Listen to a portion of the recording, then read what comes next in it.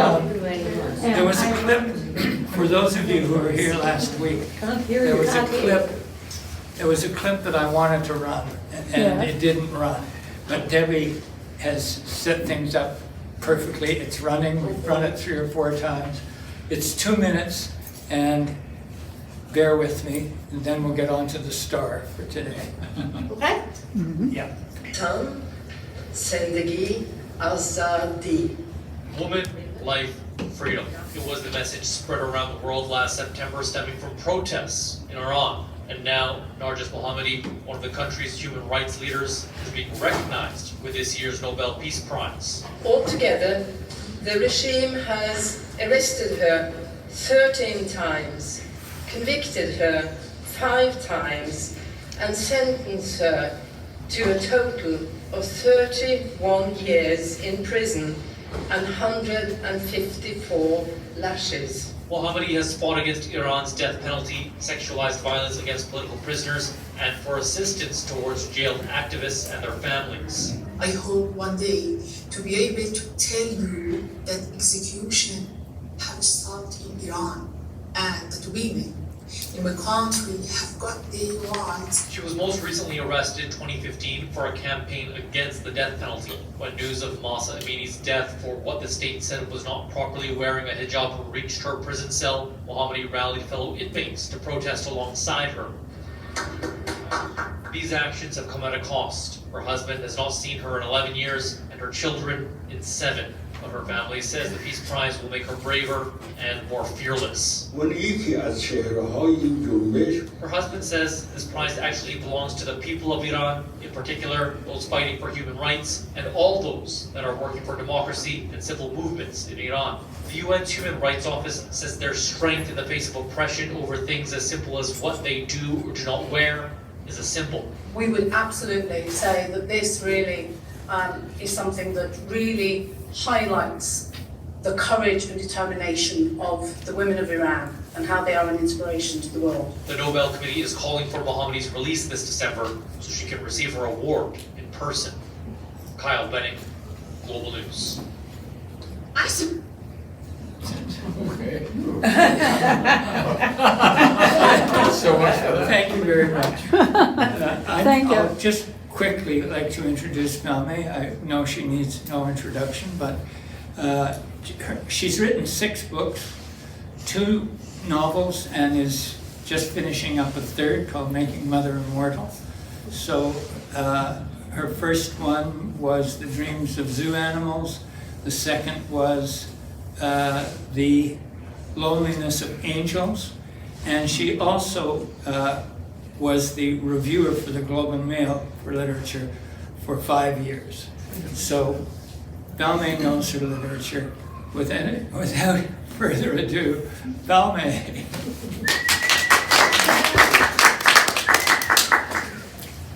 Thank you, David. And I would like to thank David for the wonderful Economics and Peace Prize presentations he's done. I look forward to the meet here, and I learn an enormous amount. I'd also like to thank Bill.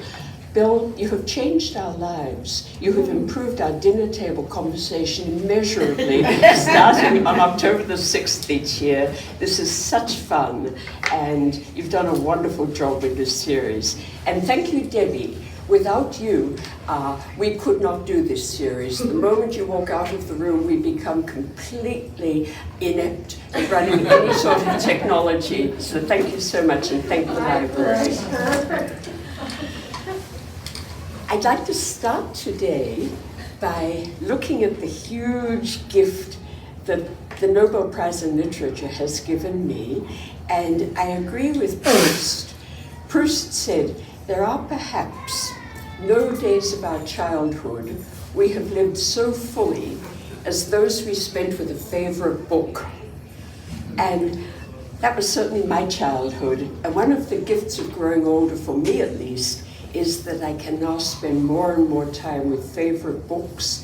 And once the Nobel Prize is announced, with books that I might not always read because the translations aren't always available in the local bookstore or the library, and it's something of an adventure.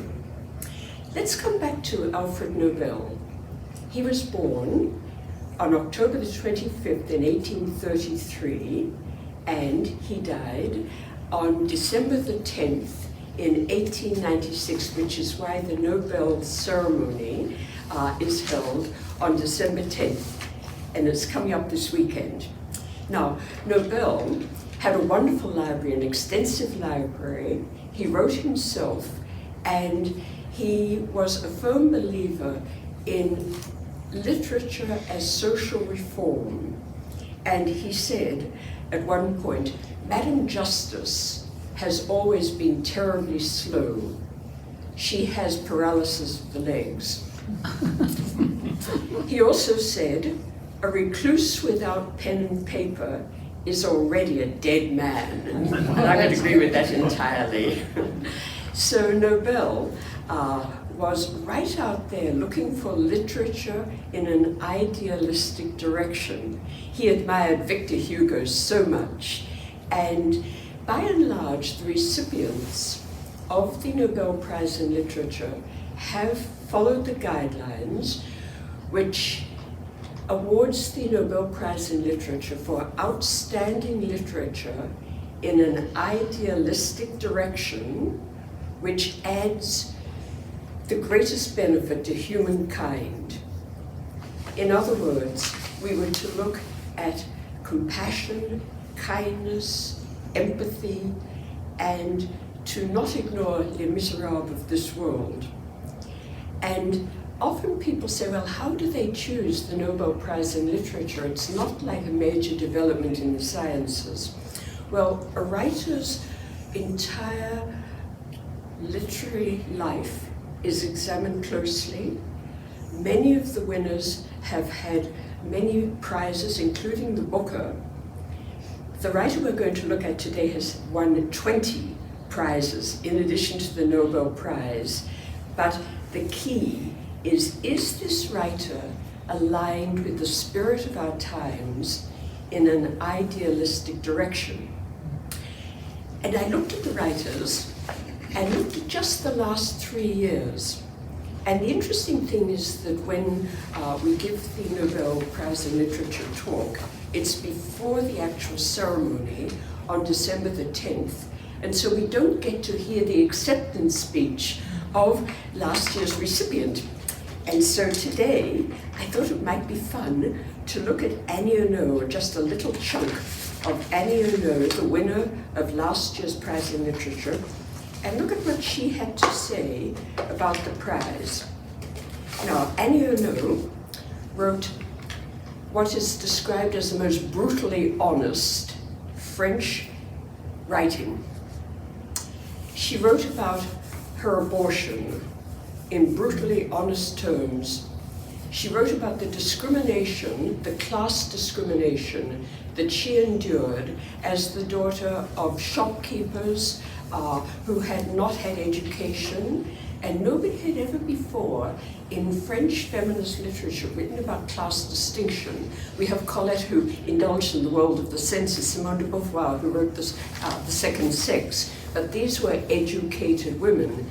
And Annie Ernaux wrote of shame and disappointment, and in her acceptance speech, she said, I write to avenge my people, the shopkeepers, the factory workers, and I write to avenge women.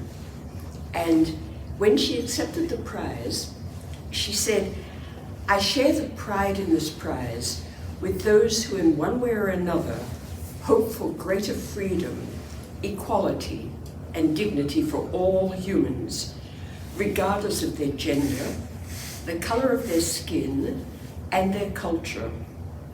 And with those who think of future generations of safeguarding an earth where a profit-hungry few make life increasingly unlivable.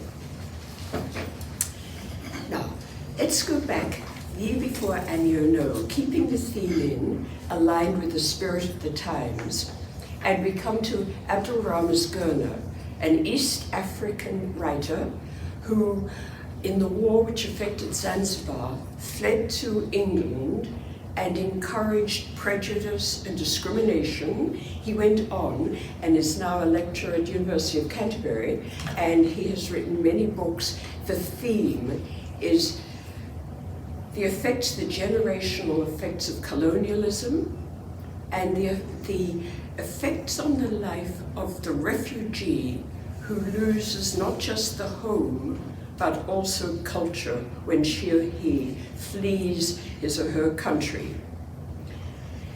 Then we come to Louise Gluck, the American poet who won the award in 2020. And Louise Gluck wrote poetry which deeply identified common human emotions of pain, suffering, anger, jealousy, inequalities. And Louise Gluck passed away on October the 23rd, just weeks ago, of untreatable cancer at age 80. And I'd like to read perhaps her most popular poem, and it would seem very appropriate. One of the themes that I was looking at with the Nobel Prize in Literature is borders, boundaries, whether they're actual borders that the refugee encounters or the borders between our inner feelings and the emotions we turn to the world. Louise Gluck also wrote about borders between our perception of this life and perhaps what happens after this life, which we'll pursue today as a common theme. This poem is also the name of The Wild Iris, the book which won the Booker Prize. At the end of my suffering, there was a door. Hear me out. That which you call death, I remember. Overhead, noises, branches of the pine shifting, then nothing. The weak sun flickered over the dry surface. It is terrible to survive as consciousness buried in the dark earth. Then it was over. That which you fear, being a soul and unable to speak, ending abruptly. The stiff earth bending a little, and what I took to be birds darting in low shrubs. You who do not remember passage from the other world, I tell you, I could speak again. Whatever returns from oblivion returns to find a voice. From the center of my life came a great fountain, deep blue shadows of azure seawater. Thank you, Louise Gluck. Now, the winner of this year's Nobel Prize in Literature is Jon Fosse. It's spelled Jon. The Norwegian is Jon Fosse. He is 64 years old. He was born on September the 29th, 1959, and the award was given for innovative plays and prose which give voice to the unsayable. Well, these days, what is unsayable? Is there anything left unsayable? Well, yes. To understand Jon Fosse, we need to see where he was born.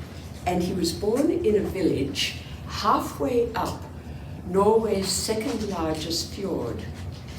And there are today 2 little white cottages there in the village in full view of the water. One little white cottage houses his mother still, and one belonged to his grandparents. And then just a little bit down the road, there's a small grey prayer house, and it houses the Fosse Foundation, where many people from around the world make pilgrimages. It seems that he has become something of a master in his own time. And why is this? In his writing, it's very clear to see the landscape, those undulating lines of the landscape, the wind and water, the rocks and the fog. And I'd like to go a little further into his childhood. and see what the pivotal point was at age 7 for him. He was involved in a near-fatal car accident, and he had what we have come to know, courtesy of Elizabeth Kubler-Ross and many others, as a near-death experience. And this is how he writes about his near-death experience. At the age of 7, I was close to death because of an accident. And then, from out there, I could see myself sitting here. I saw myself like that. And everything was peaceful. And I looked at the houses back home, and I felt quite sure I saw them for the last time as I was going to the doctor. Everything was shimmering and very peaceful. A very happy light, a cloud of particles of light. This experience is the most important experience from my childhood, and it has been very formative for me as a person, both in good and in bad ways. I think it created me as a kind of artist. Well, he started writing at age 12. He went on to study comparative literature at the University of Bergen, and his first novel was published in his 20s, Red and Black, and it was an interrogation of the themes which suicide bring up. He went on to write plays and poetry, and in his poem, it's very apparent the influence of the near-death experience and the landscape, which became part of his life. This poem is called A Human Being is Here. Think of wind and water. A human being is here and then disappears in a wind that vanishes inwards and meets the rock's movements and becomes meaning in always new unity of what is and what is not. In a silence where wind becomes wind, where meaning becomes meaning, in lost moment of everything that has been and at once is. From an origin where the sound carried the meaning before the world divided itself, and since then never left us. But it is in all past, and it is in all future, and it is in something that doesn't exist, in its vanishing border between what has been and what shall come. It is infinite, and without distance, in the same movement, it clears up and disappears and remains while it disappears, and it lights up its darkness while it speaks of its silence. It is nowhere, it is everywhere. It is near, it is far, and body and soul meet there as one. And it is small, and it is big as everything that is, as small as no thing, and where all wisdom is, and no thing knows in its innermost self, where nothing is divided, and everything is at once itself and everything else in the divided, which is not divided, in endless boundary. The way I let it disappear in obvious presence, in vanishing motion, and walk around in the day where tree is tree and rock is rock, where wind is wind and where words are an incomprehensible unity of everything that has been, of everything that disappears and thus remains as conciliatory words. Now, when it came time to examine the plays and the novels of June Fosse, it was a little bit of a challenge. The novels are notable for their rhythm, their sound, for their lack of a plot, and for their long undulating sentences. One which I'm going to read a little from today has 195 pages with only commas. It is one endless sentence, And I was a little daunted, I have to say, moving into it. And there is no past and no present. Everything is right here and now in the novel. The plays, he sums up, I think, rather cleverly. He says, a play is easy. You put two people on the stage, you bring in a third person, you've got a play because you've got sexual jealousy right away. Well, he married 3 times. He has a son by the first marriage, 2 daughters by the second, and for the third marriage, in 2012, he joined the Catholic Church. We'll come back to that. With the plays are rather generic. They're rambling, rhythmic, and very introspective. One of the plays is called Someone Will Come. And it's about a couple who are deeply infatuated with each other, and they decide they don't want anyone in the world except each other, and so they go away to a little island or a little seaside place, and they spend their entire time being worried that someone's going to come and interfere with their perfection. And it's very, very well done. The plays have been performed in over 1,000 theatres throughout the world. It's difficult to get them fully in translation.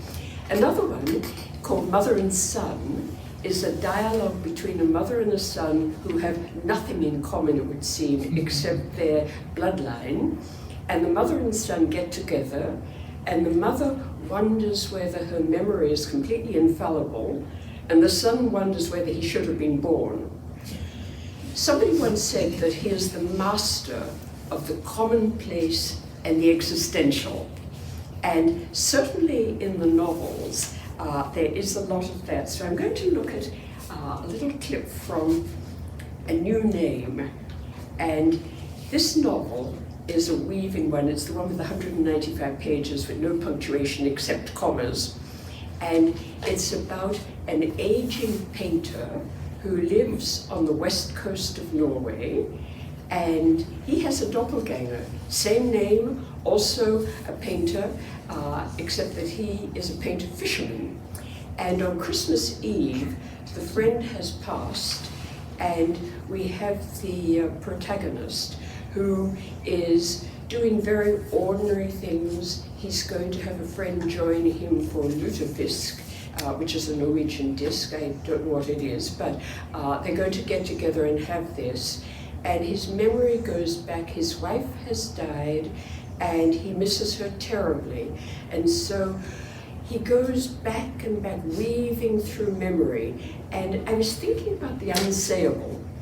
And is it possible that the unsayable is that inner dialogue, that inner monologue that runs through our minds the whole time? I've got to get home because if I don't, the dog is going to need to go out, and I miss old Jacob. I wonder where he's gone, and what if I'd read that piece of poetry in a different way, and I wonder what we're having for dinner.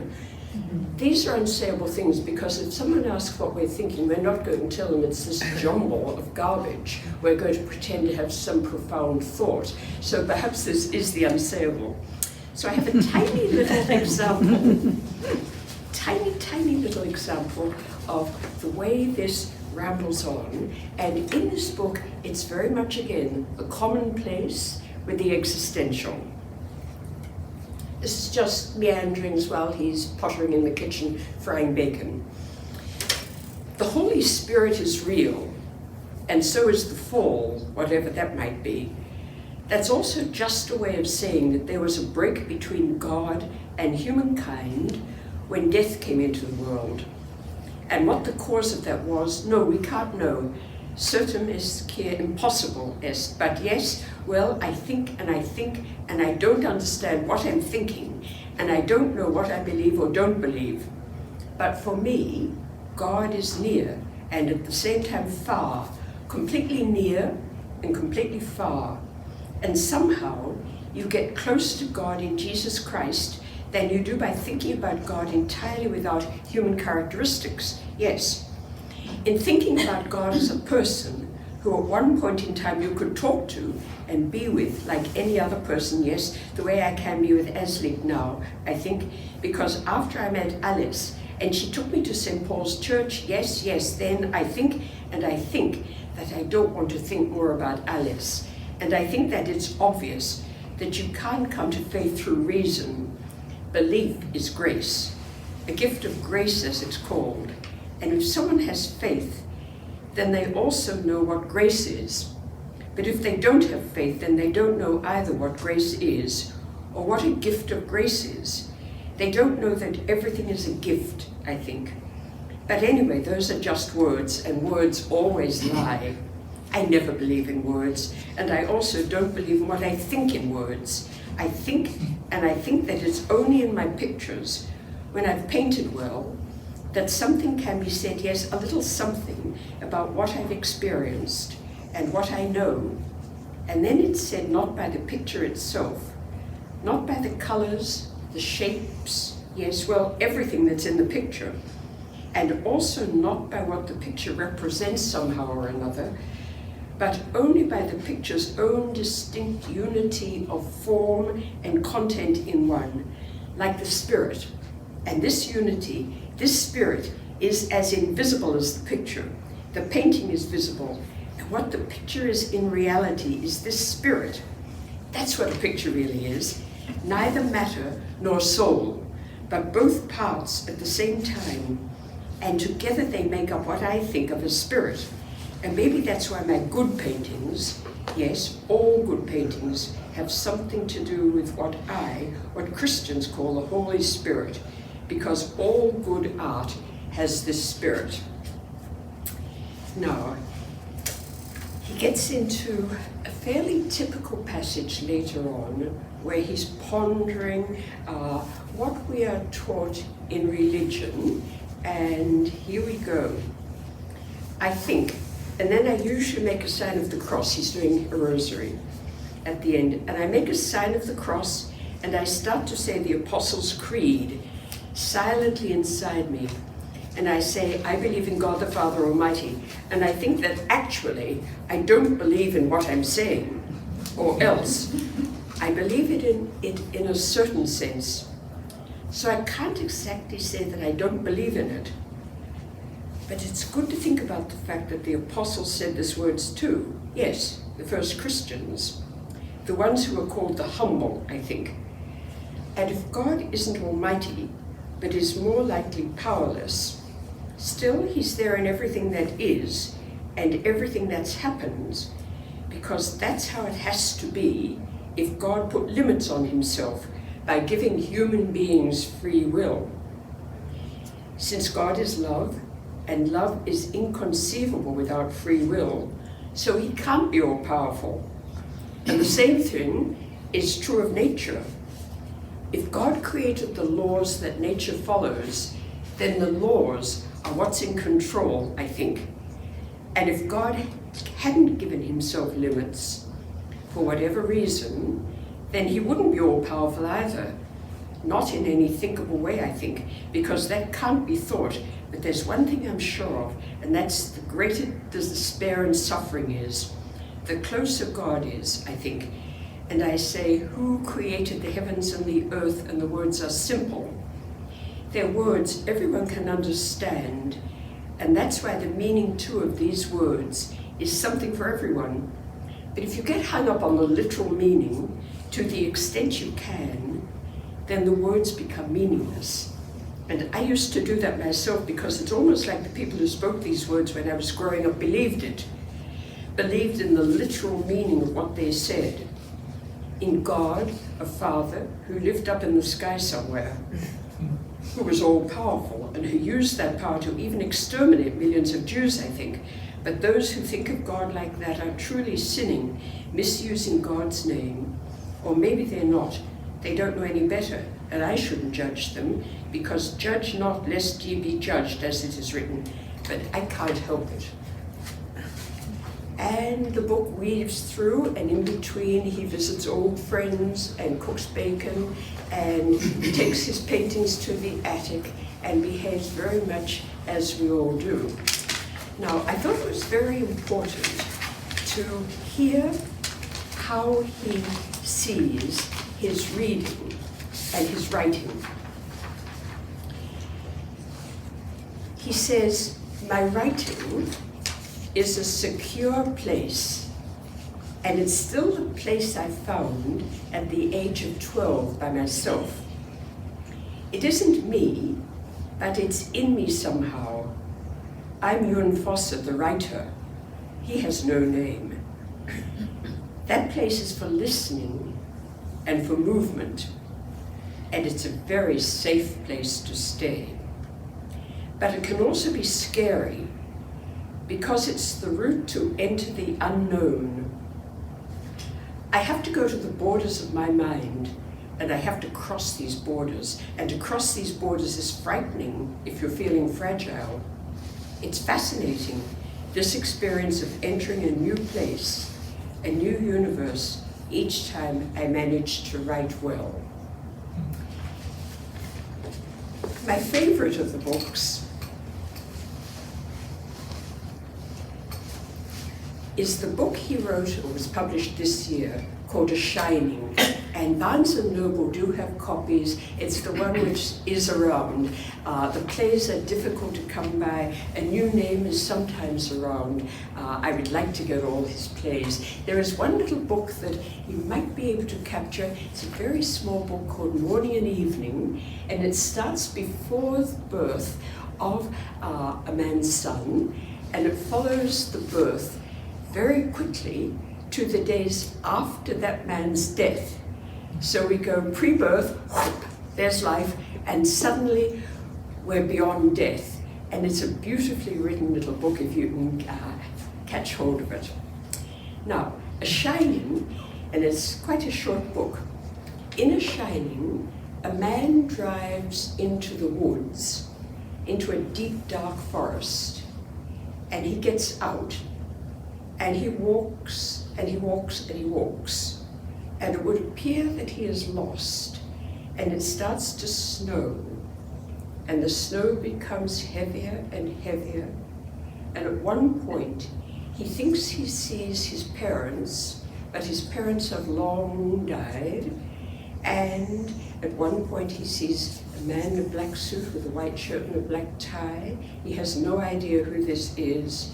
He looks down at one point, and he's standing barefoot in the snow, and he thinks that perhaps he should do something because he's going to get hypothermia, and we pick it up from here.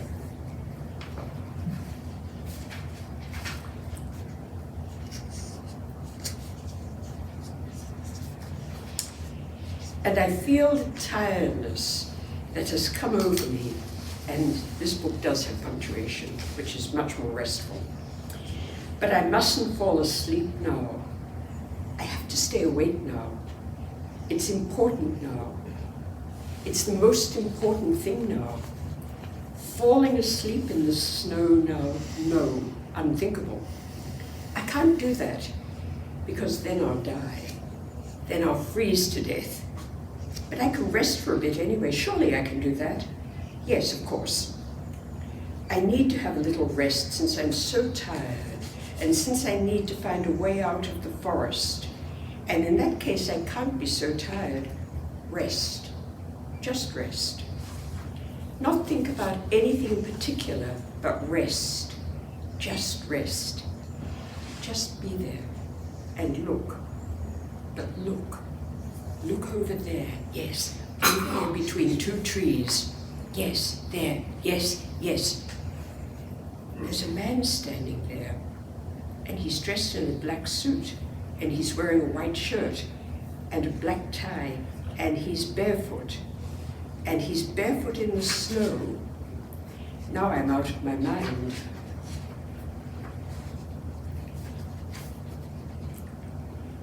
And then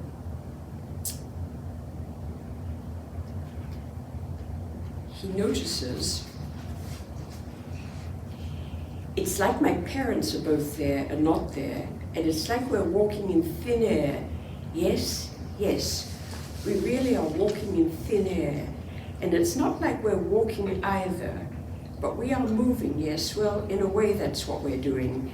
And it's a little like I'm not myself, but like I've become part of this shimmering apparition in front of me, which now is somehow no longer radiant in its whiteness. But yes, and it sort of doesn't seem like an apparition anymore. It's just there. Yes, it sort of just is. And words like radiant, like whiteness, like shining, are sort of without any meaning. Yes, it's like everything is without meaning. And like meanings, yes, meanings don't exist anymore because everything just sort of is. Everything is meaning, and we're sort of not walking anymore either. Yes, we've sort of completely stopped moving. We're in motion without being in motion, and I sort of don't see anything more either. It's like I'm in a grayness that's holding me, yes, embracing everything that exists. But it's like nothing exists, yes? It's as if everything just is in its grayness. Nothing exists, and then suddenly, I'm inside a light so strong, it's not a light. And no, it can't be any light. It's an emptiness, a void. And yes, if it isn't the radiant presence there in front of us, yes, the presence shining in its shimmering whiteness, and it says, follow me. And so we follow it, slowly, step by step, breath by breath. The man in the black suit without a face, my mother, my father, and I. We walk barefoot out into the void, breath by breath. And suddenly, there's not a single breath left, but only the radiant, shimmering presence that lights up a breathing void, what we're breathing now, with its whiteness. And that is his final work, and looking at his work as a body, we can see how he's come. He grew up Quaker and a branch of Lutheranism. He went through a drinking period in his life. He drank heavily throughout his first 2 marriages. There was a lot of anxiety about existence, a lot of reflection on his near-death experience, thoughts of suicide, exploration of suicide, and then in 2012, he decided to give up drinking, to stop drinking. He married for the 3rd time, and he joined the Catholic Church. And that joining of the Catholic Church has influenced a lot of his writing. He also says, I am very restless. I can't stay still. I need to travel. And he travels. He has 4 different pit stops, shall we say, 2 in Austria and 2 in Norway, and he travels incessantly, often by himself, sometimes with his wife. The 3rd marriage has no children, and looking back over his life, he's only 64, which is very young for a Nobel Prize winner, where the average age is It's very young generally. Very young generally, precisely. When you think that Louise Gluck was 80, that Annie Ernaux is 82, that probably, well, I don't know the average age, but 64 is very young. The only other Nobel Prize winner that I've had on my beat is the Polish writer Olga Tokarczuk, who was in her late 50s. And as I was thinking about borders and boundaries of the Nobel Prize winners, she comes up as the expert on borders. She wrote a book called Flights, and it explores traveling across borders as a way of life. And of course, she's Polish. Poland has had 5, 7 borders. In 1918, there wasn't even a defined Poland. It's been constantly invaded by one country or another. The language has been changed. And in Tokarczuk's book, Flights, you really have the sense that borders are impermanent. And in Abdul Rahman Gurnah's books with the refugees, you have this sense again of borders and refugees forcing their way across borders in desperation.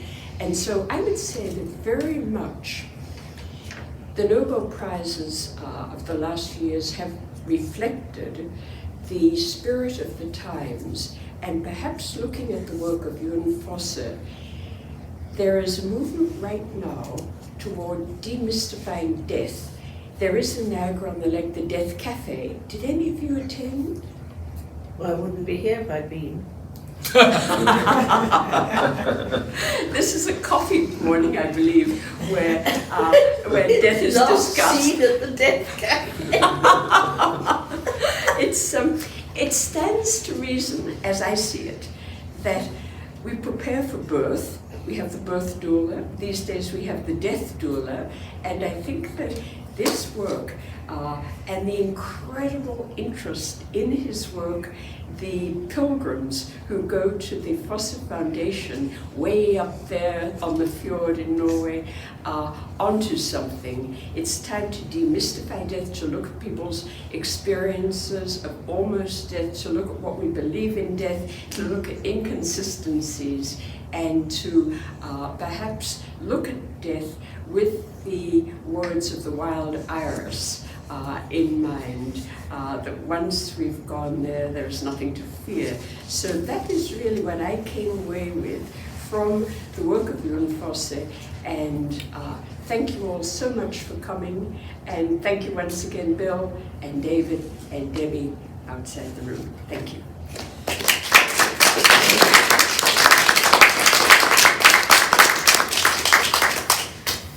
Yes. Is he easily downloadable? And Excerpts can be downloaded. You can download excerpts from some of the plays. Somebody will come. There are some downloads there. Morning and evening, you'll get some downloads. There are some nice interviews with him. I know a year is a long way, but I would urge you to read his speech next year, his Nobel acceptance. I have a friend, Jane de Munich, who gave me a set of all the Nobel acceptance prizes up to the middle of middle of the 20th century. And the speeches, the acceptance speeches, are absolutely fascinating.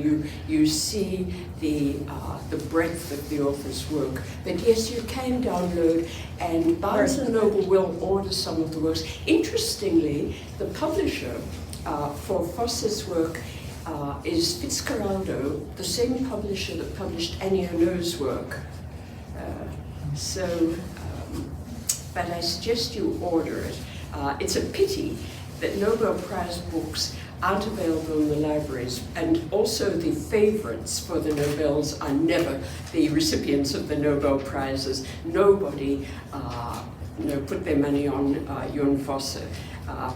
Alice Munro won the prize in 2013, and so far there have been 101 men and 16 women, but that is rapidly changing because in the last 5 years we've had 3 women, so things are changing. And the Peace Prize, the Economics Prize, and a lot more award-winning for women in the Nobel, certainly on its way. Any questions or comments? Valmai, that was beautifully done. You are the closer every year, and you earned that with such a superb delivery and mastery. So thank you very, very much. thank you. Well, Thank you, Bill. yeah.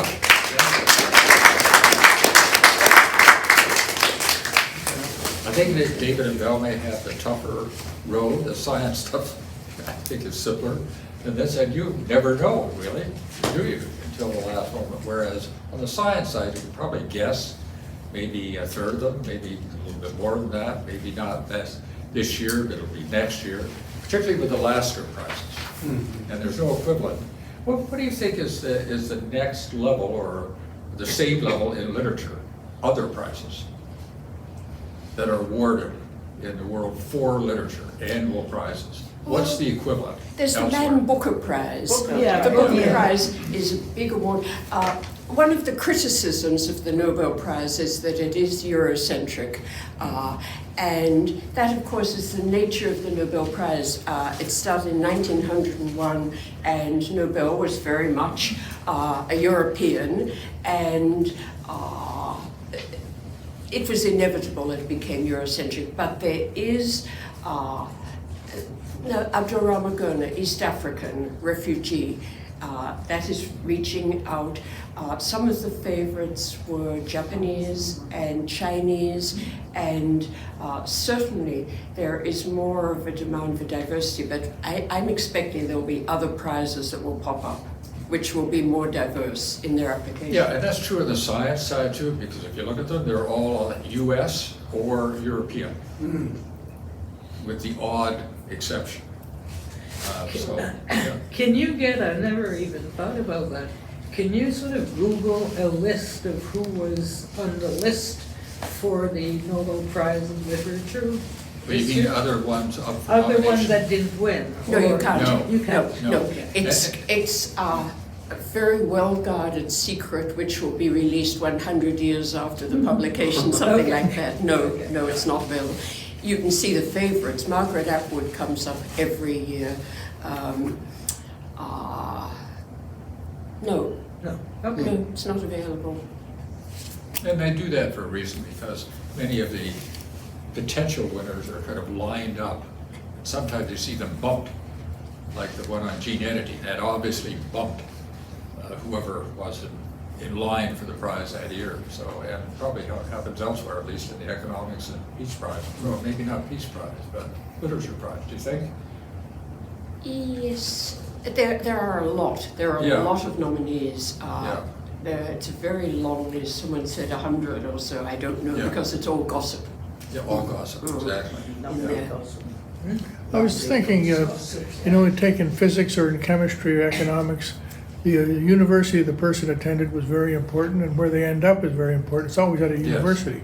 But in literature, is that the case at all? That they go to universities or are associated with universities during their writing? Well, Jon Fosse did a degree at the University of Bergen in Norway in comparative literature. Annie Ernaux graduated as a teacher in literature, yes. Louise Gluck, yes. Actually, most of the writers have studied literature at a university. Do they work at universities? Do they work at universities? No, not always. No. They may have associate positions. In fact, to be cynical, most of the writers I have known went for academic positions because they couldn't really support their habit of writing without being academics. Writers like Nick Delbanco, for example, who was my professor at Bennington, Richard Ullman, who wrote the screen for Taxi Driver. I was fortunate enough to study with him. He was a big bear of a man. He's passed on now, and we were all afraid of him. But he wrote an amazing script with Taxi Driver. But he said, look, I teach because I couldn't pay the rent if I didn't. Yeah. So, and Nick Delbanco, tenure, and then if you're a tenured writer, you tend to bring out one book every year or a couple of years or whatever, and they're well received. Now, whether you lose your edge or not, if you have a comfortable academic position as a writer, for example, Jon Fosse doesn't have a university teaching position. Louise Gluck did give a course. In fact, she gave several courses at various universities. Annie Ernaux, at my last check, did not. And Abdurrahman Gurnah does lecture at University of Canterbury. Okay. David? I have a question. What emotion do you have when you come away from one Fosse? What does he leave you with? I think that's a question for all of you. I'm sad to say goodbye to my close personal companion since October the 6th. I think David will be very happy to say goodbye to Jon Fosse. So really, what emotion do you, or is it difficult? Sometimes it's difficult to identify emotions, I find, until I sleep on it, reflect. But I think I haven't read this author, and I've just reread a novel for the first time. I've never reread novels. Doris Lessing one. yes, Oh my God, it's so bloody draining, you know.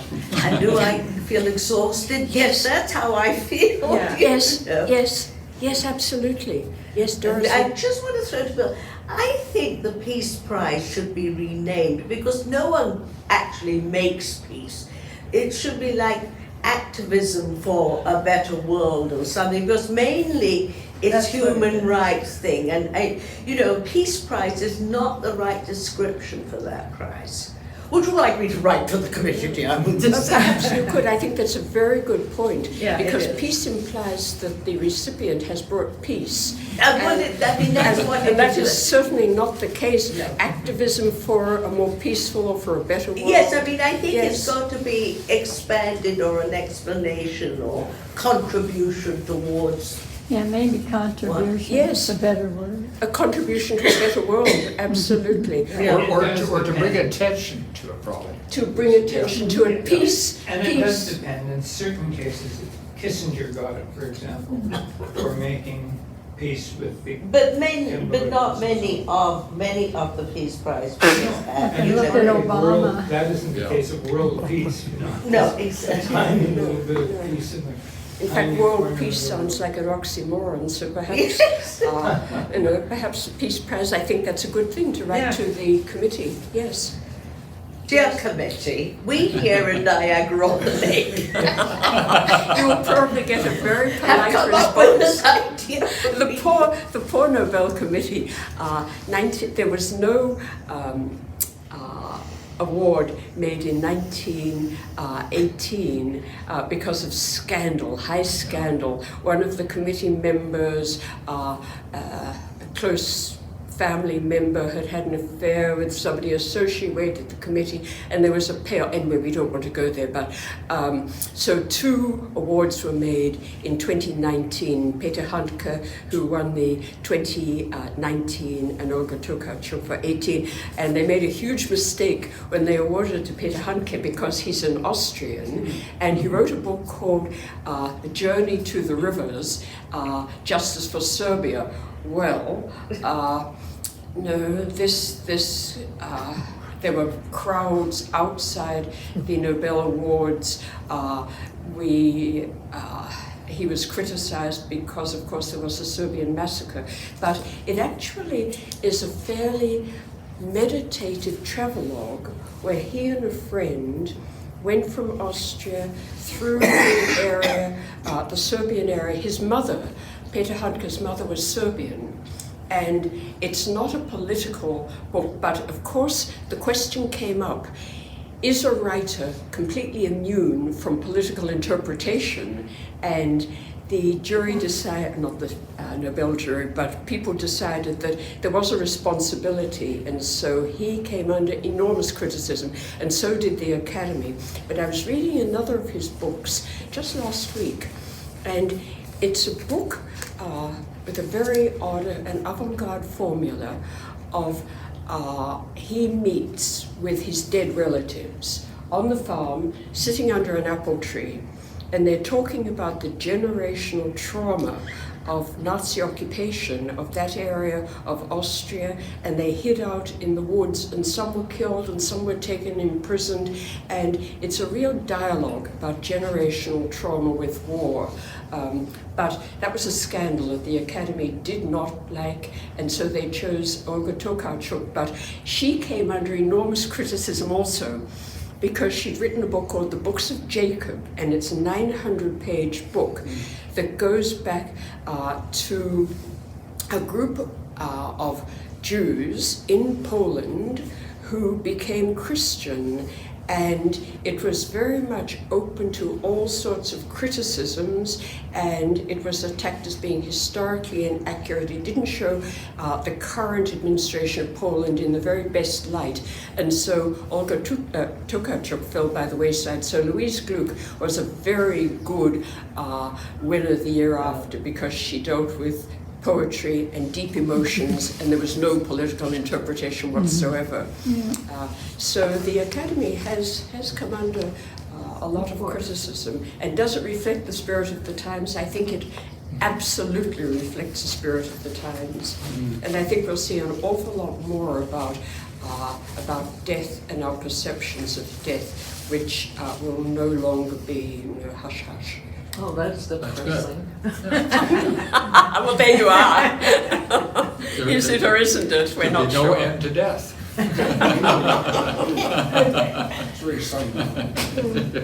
Well, thank you.